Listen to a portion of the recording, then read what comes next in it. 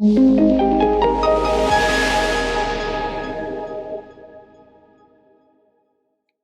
to this issue of 2 Minutes to Compliance. So I've got a confession to make this time. This will not be 2 minutes to compliance. This is a special episode because I've been a lifelong amateur athlete and competed in lots of different sports, multiple Ironman triathlons. I've taught martial arts. And one thing that I hate to see is people being misled about sports nutrition. I've been involved in the sports nutrition industry from product formulation and regulatory affairs, legal affairs for almost 2 decades. And it is a part of the industry that sometimes can be extremely frustrating because of the claims that are made about these type of products. And it's really difficult for the consumer to try and work out what's true and what's not, especially in regards to the products that I'm going to discuss today, which are products that are suggested to enhance testosterone levels. So those products that are specifically targeted to males, often gym goers, and there's all sorts of claims that come across it. But what makes this different, at least over the last few months, is we've had a famous neuroscientist who's got quite a lot of interest from the public because he wheels out the qualifications, that he's a prof, and that should somehow substantiate his knowledge on this area. So the effect of these type of presentations by academics can be, again, misleading in my view. But let's look at the data, because often what we get is a throwaway message like ingredient X, Y, and Z can enhance testosterone. I've looked at the research and it looks really solid. So the ones of late are things like Tribulus Terrestris. We have Tongkat Ali, and we also have a new one that's come in, which is Fadosia Agrestis. And let's look at some of the science. So I'm going to move away from this and I'm going to share my screen so you can look at this in a little bit more detail.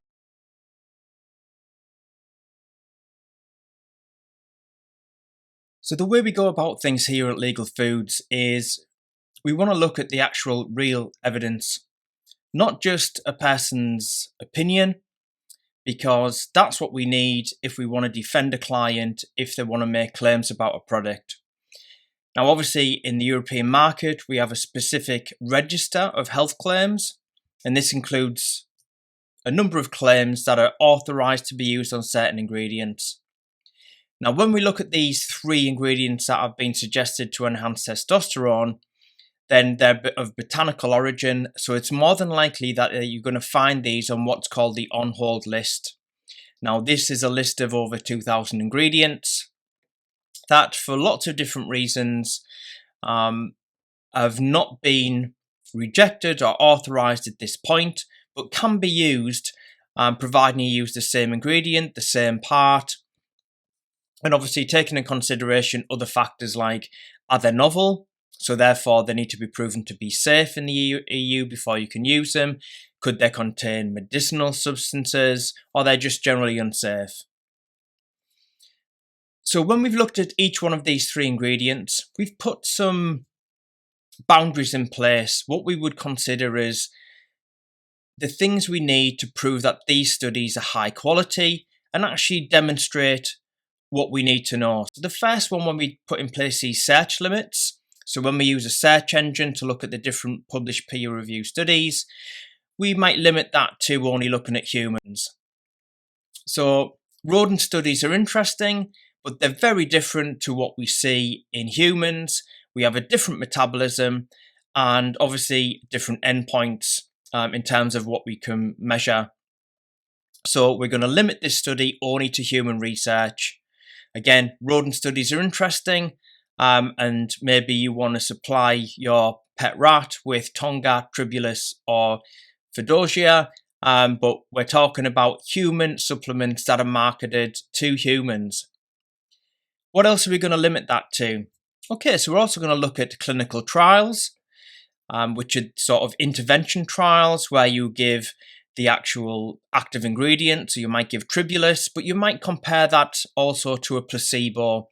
So placebo is something that obviously doesn't contain the active ingredient and really shouldn't have any physiological effect, although placebos can have some psychological effects. But that's what we like to look at as a gold standard.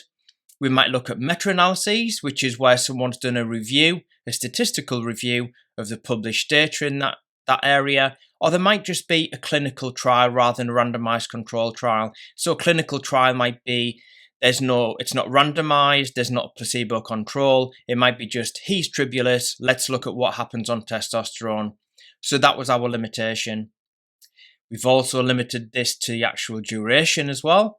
So we've looked at all studies published from 1950 up until 1st of July 2023. Of course, it's not July yet, but sometimes papers are published ahead of the actual date. We've limited the search term also by the names of these products. So we've limited by the term Tongkat or Urocoma longifolia, which is its Latin name, Tribulus Terrestris, or Fadosia Agrestis. So the three things we want to look at. Specifically, we're looking at males this time because that's the primary consumer group that these products are marketed to. It must have measured testosterone in the blood or plasma, and we've looked at both. We've willing to accept studies that look at free or bound testosterone. It should be a healthy population, so that means a population that don't suffer from testosterone deficiency, because obviously if you've got hypogonadism, which is what this is termed, or androgen deficiency syndrome, then you can go to your local GP and you might need to go on testosterone replacement therapy. But what we're talking about here is foods or food supplements that are suggested to enhance testosterone to deliver some obviously androgen-based effect, normally strength, changes in body composition. It needs to be given orally because obviously that's how a supplement's normally taken. So we've excluded things like substances that have been injected or inhaled or some other delivery route. And obviously the paper needs to be peer reviewed and published. So that means a company can't just come along and say, there's our research, this is what we say, please publish it. Peer reviewed is it goes to independent assessors. They'll look at that data and they'll give it an acceptance or rejected before it's published. And that way it's a gold standard of review and we know there's been some quality assessments there. So let's quickly look through what we found from the results.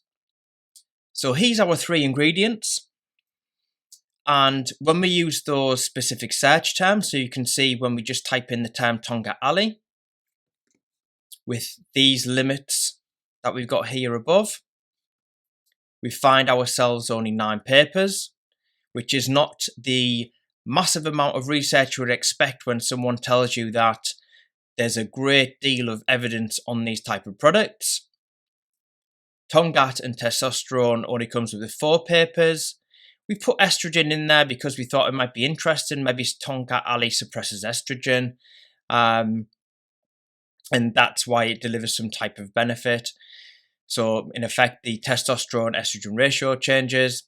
We've typed in Tongkat and androgen, and then obviously its Latin name in those same ones.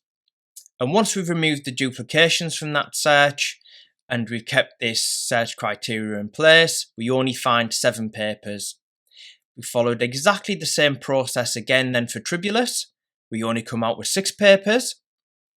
And Fadosia Agrestis, we found absolutely 0 human evidence for any benefits from this botanical ingredient. But we will cover at least one rodent study that we did find, just to provide a little bit more data on that ingredient and what our concerns are.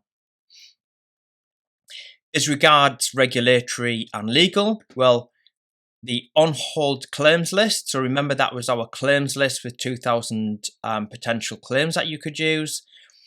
Well, there was 10 claims on the list related to Tribulus. 8 talk about a specific part, which was the fruit, and 2 were on the whole plant. But of those 10 claims that were permissible, only 1 claim mentions hormones, and none of them mention testosterone. So that means that it would be not possible to make a legal claim in Europe regarding testosterone, whether it maintains testosterone or enhances testosterone based on the on-hold claims list. Now, Tribulus is permitted as an ingredient because it's not novel, but the other ingredients like Tongkat and Fadosia are both novel foods. Now that means if you see them in a product, they're illegal to use in the EU unless that company decides to submit for a novel foods assessment and gets them approved. And at this point, that's not occurred. So now I want to actually look at the assessment that we've done on each one of these ingredients in detail. So in effect, what do these 7, 6 and 1 rodent study that we look at actually show us when we look at the actual detail of are there quality studies? So we might have 7 studies, but what does that actually mean? How quality are those studies? So let's jump over and look at each one of those studies.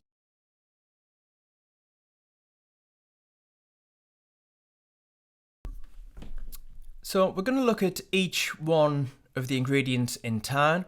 So the first one we're going to look at Tangkat Ali, and again remember there were 7 studies in this one.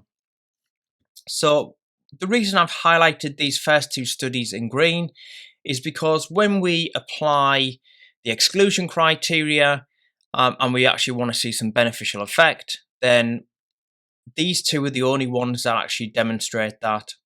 But we will go through each one.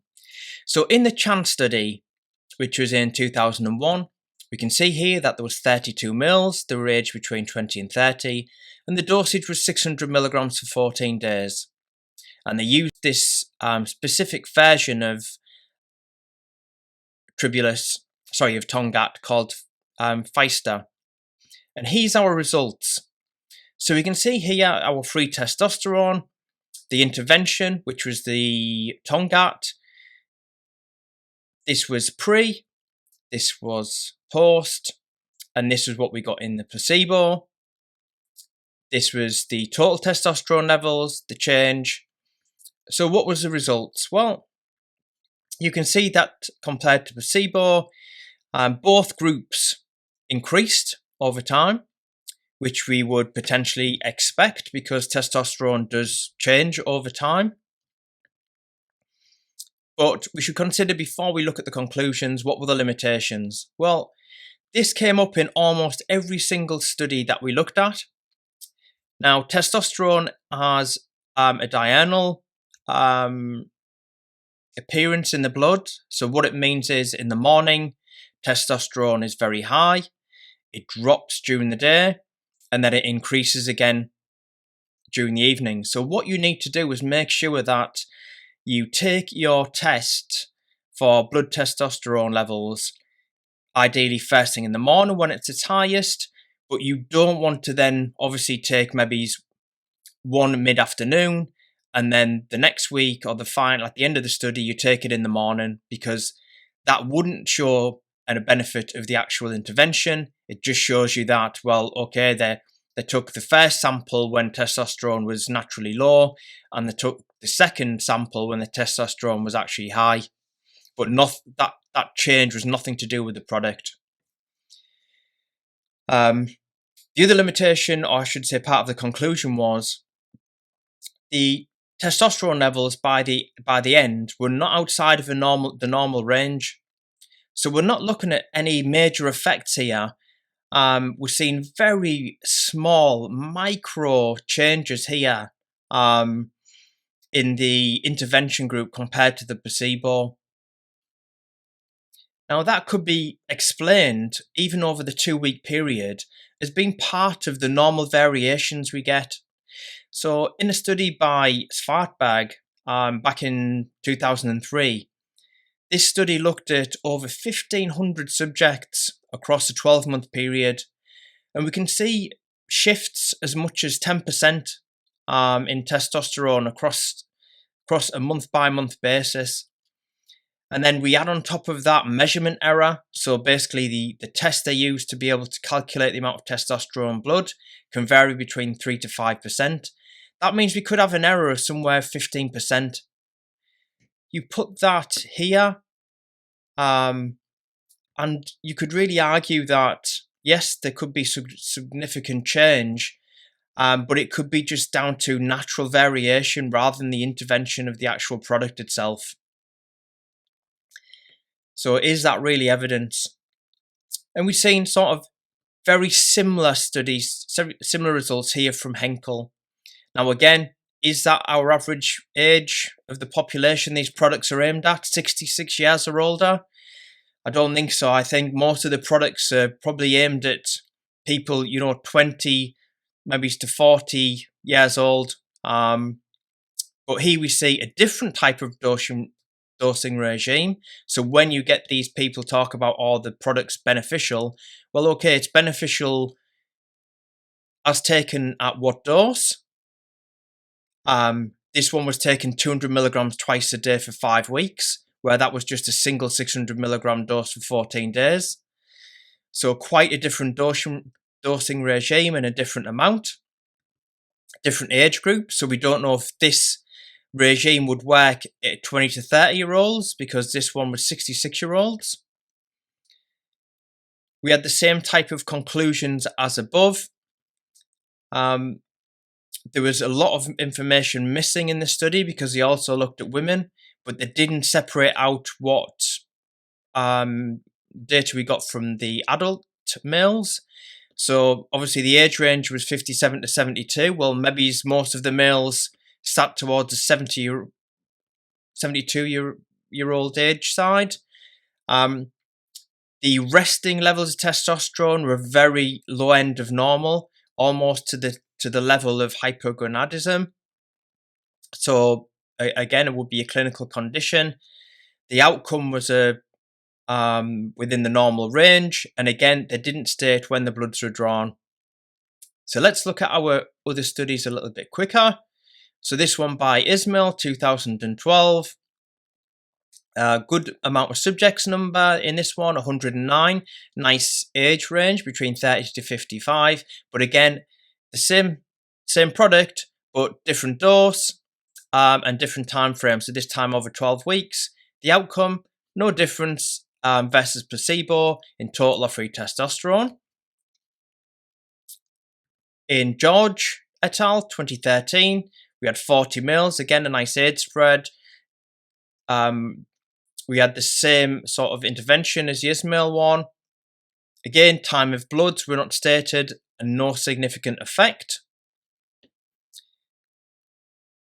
Liaito, 37 males, 40 to 59 age range, different groups, including a training group. The testosterone levels in the subjects at the beginning, they were hypogonadal. That was outside of the normal healthy testosterone range. So therefore, we could argue that this is a non-representative sample of the population and a population that potentially should be on medication like testosterone replacement therapy. It doesn't represent what's going to happen if you take it as a normal healthy subject with normal testosterone levels. Therefore, we would reject this study.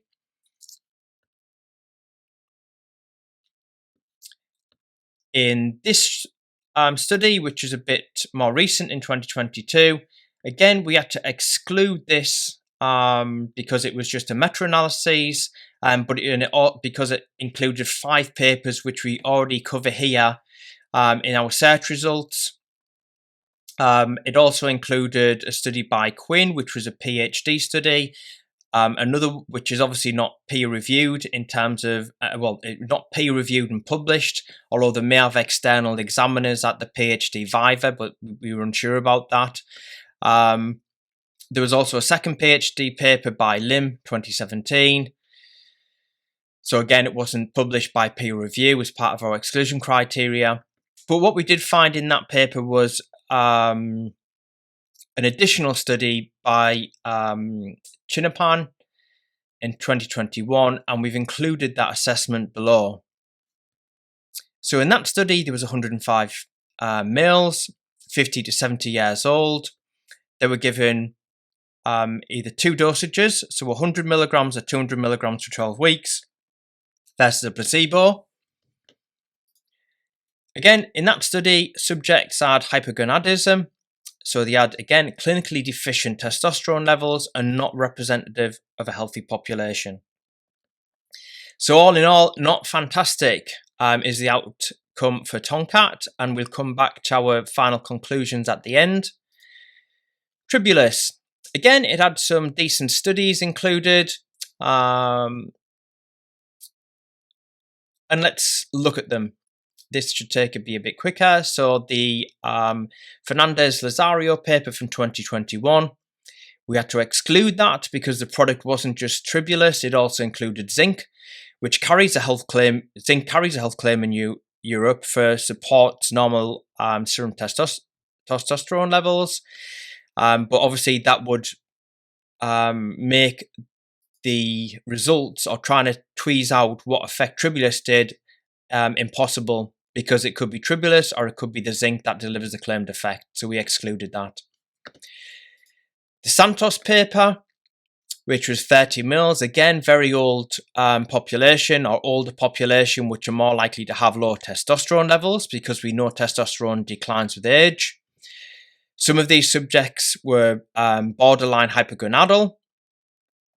They also had other medical conditions such as hypertension, and some were obese, which is, again, a condition known to impact testosterone levels. The results of that study, there was no significant change in testosterone over that period, despite taking the 400 milligrams twice a day. And again, it was not a healthy population, so we would reject that anyway.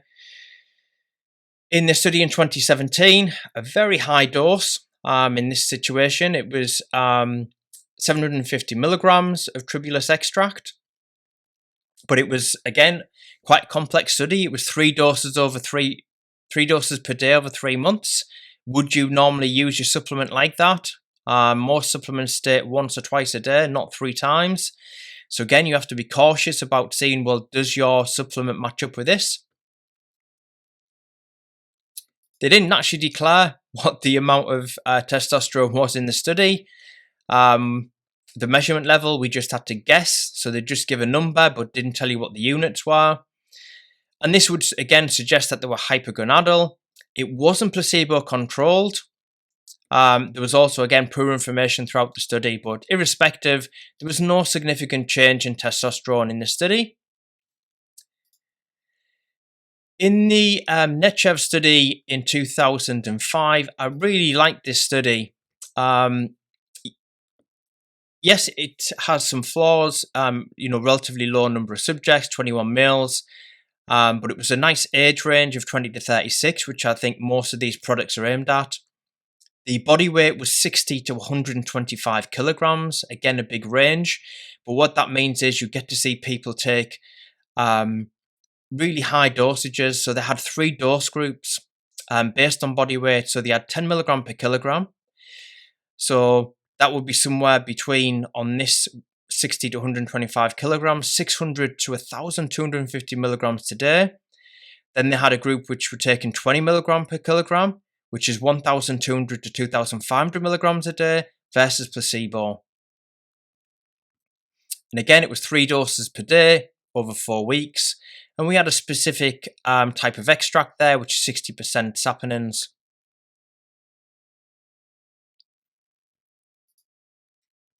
What was the outcome?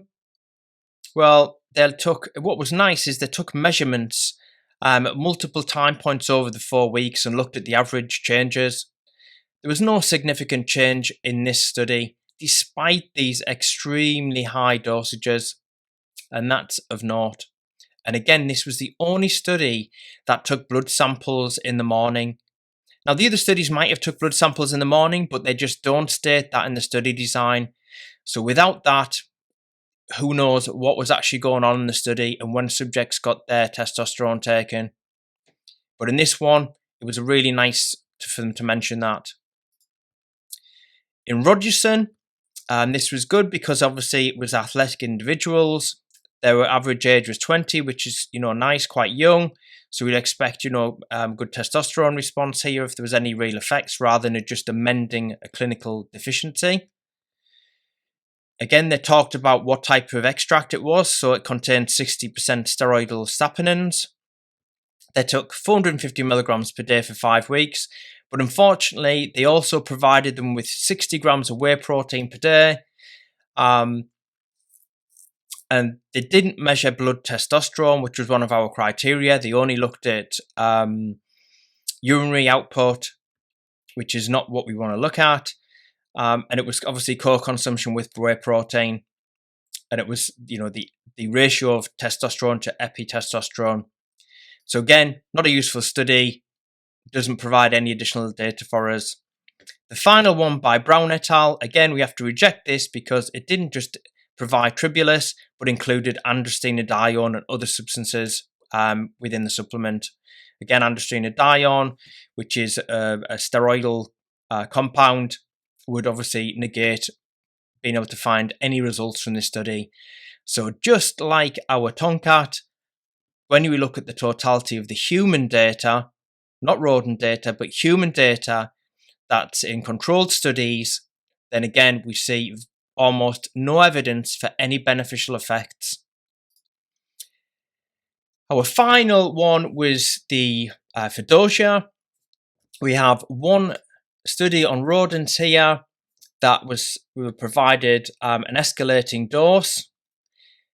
It's a specific extract. So if you're going to use this product, well, is it a water extract? It comes from the plant stem. So does your product from the stem? And is it from Nigeria? Now, you might think, okay, well, why does it matter where it comes from? Well, different soils, different growing conditions change the level of actives within a product. So whatever the active ingredient is within Fadosia, if it has an effect in the rodents, then we would want to be able to use exactly the same compound to know that it has any effect in us as a consumer, or potential effect, should I say. Now, yes, there was an effect on testosterone in these rodent studies, but look at the dose. For a 70 kilogram person, you'd need to be taking somewhere between 1,260 to 7,000 milligrams a day of this product. Now, a big concern to me is there's some initial data showing that this substance could be hepatotoxic. So that means it could damage your liver. We have, again, these other restrictions here. So where is it produced? What part of the plant? And does your product contain the same dose? And can we really extrapolate what goes on in these rodent studies to humans? It's unlikely. So I'm going to pause there and I'm going to jump back to our final conclusion.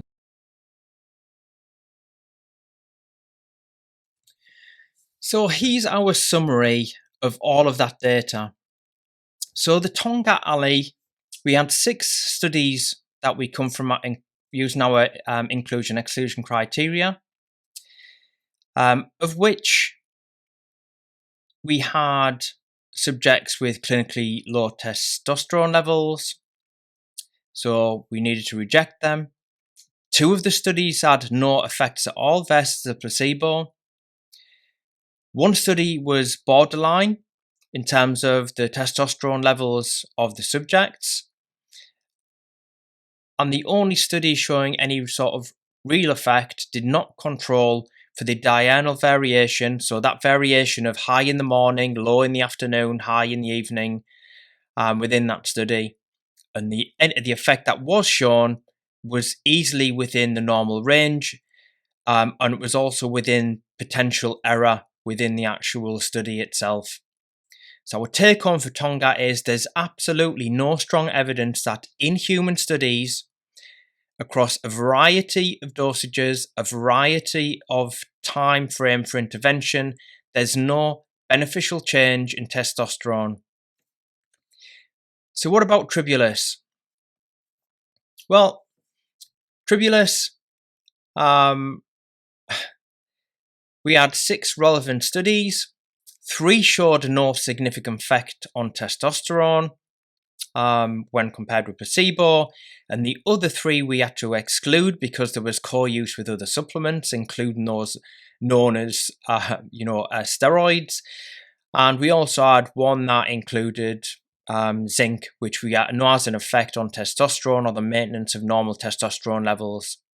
So again, no credible evidence that in humans, in a variety of dosages, over various timeframes and well-controlled studies, there's absolutely no evidence of a beneficial effect. And our last one, Fadosia Agrestis, well, we remember that there was no human studies at all. We had one rodent study, but again, the dosages were extremely high. We have no idea if that would cross over to humans, and the dosages that were taken are potentially hepatotoxic based on the published data.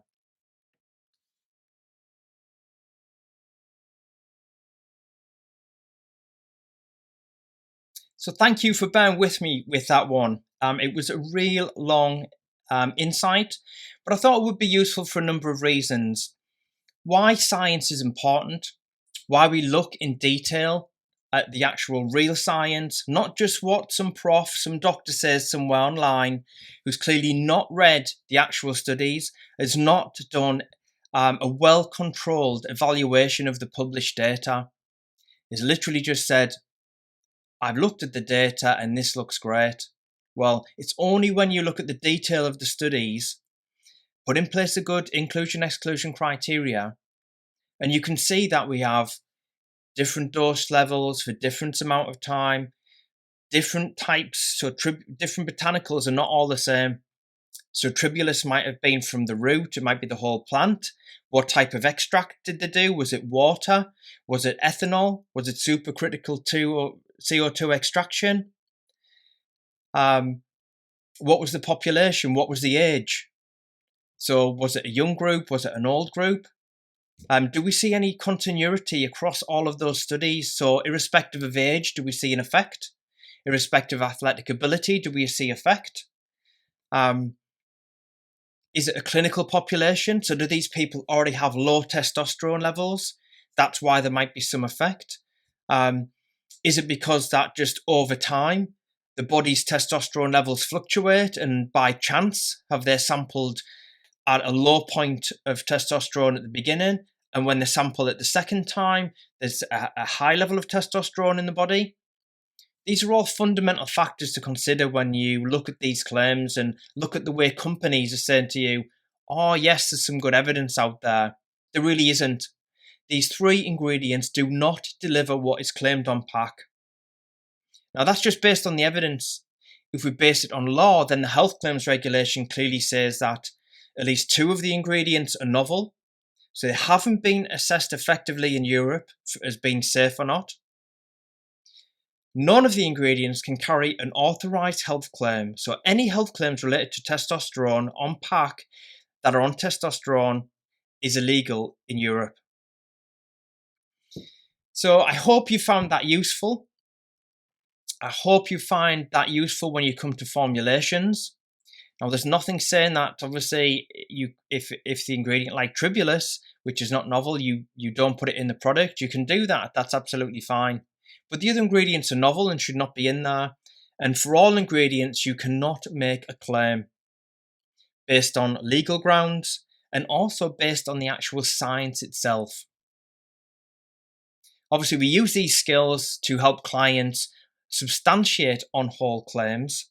So there is ingredients that provide some type of beneficial effect, and that might be related to testosterone. It might be related to some other effect in the body. It might be related to a physiological effect like sleep, like muscle strength, like recovery. But every time we look at that, if it's on the on-hold list, we need to use our scientific rigor to substantiate the evidence behind that claim. Just because some prof says it's so is not going to help you when enforcement comes along and looks at your product and says, where's your evidence? You can't say Dr. X or Prof Y said, well, it works, so we think it does. You need data. You need to substantiate your claims, not only for legal reasons, but to give confidence to your consumer. Okay, I've banged on enough. It's beautiful weather here in the UK, so I hope everyone enjoys your weekend.